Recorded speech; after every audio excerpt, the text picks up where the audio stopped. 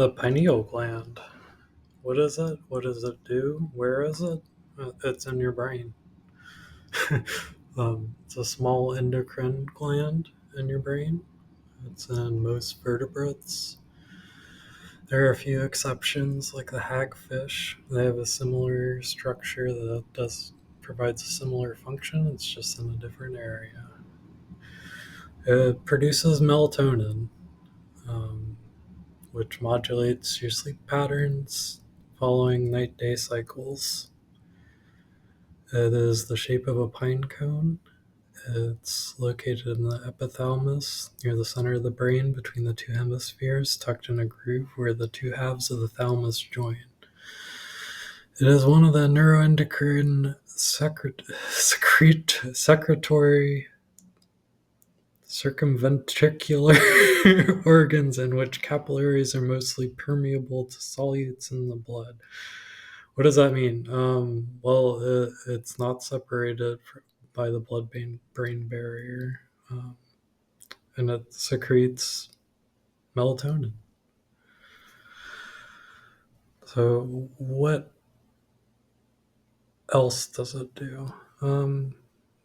We don't know for sure. In rodents, it's been shown that it influences the pituitary gland's secretion of sex hormones like follicle stimulating hormone, or FSH, and luteinizing hormone. That's the kind of thing that gives people periods, helps them menstruate, helps people develop sex organs.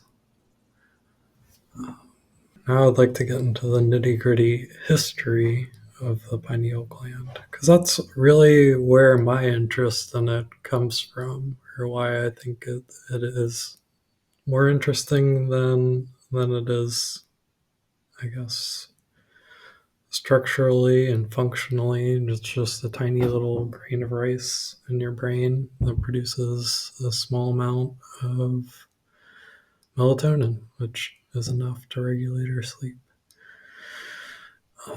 Galen, in the 2nd century, he's a Greek physician. He first identified the pineal gland, and he could not discern the function of it. He hypothesized that it was a structural support for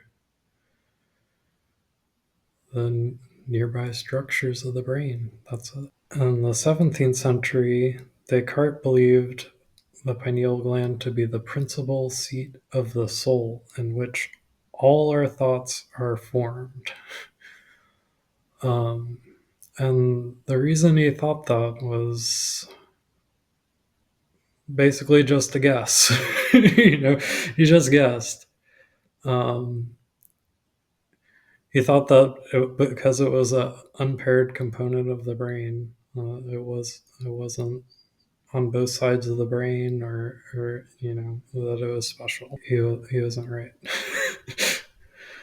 And then Madame Blavatsky, in the late 19th century, she was a wizard. She created the association between the pineal gland and the Hindu concept of the third eye, or the Ajna chakra. And that's persisted in popular thought, without any evidence to support that. Rick Strassman, a psychiatrist, he wrote DMT, the Spirit Molecule, in the year 2000. He believes that DMT is produced in the pineal gland. It's not, probably. It's been detected in the pineal gland of rats, but yeah. Now the interesting stuff, the conspiracy theories about the pineal gland. Some people have compared a cross-section of the brain to the eye of Ra, and proposed that's why the pineal gland's special, which I don't really see that. And in the 1990s, it was proposed that fluoridation, water fluoridation, and fluoride containing products interferes with the activity of the pineal gland, which in this conspiracy, they're believing that the pineal gland is the third eye, like Madame Blavatsky proposed. And the reason why these people believe that water is fluoridated is to control people, that with their pineal gland not functioning correctly, they are more susceptible to suggestion or being controlled, essentially. Um, these people also believe that infrared thermometers damage the pineal gland or interfere with its function.